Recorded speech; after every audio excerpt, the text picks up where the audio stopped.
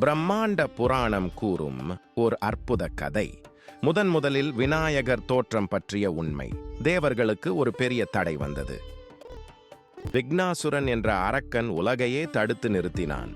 யாக்ஞங்கள் நடக்கவில்லை. தேவர்கள் விஷ்ணுவிடம் சென்றனர். அவர் சிவனிடம் செல்ல கூறினார். சிவபெருமான் தன் ஒளியிலிருந்து விநாயகரை படைத்தார். யானை முகமும் வளைந்த தந்தமும் கொண்ட தெய்வம். விக்னாசுரனை அழித்து வரம் கொடுத்தார்.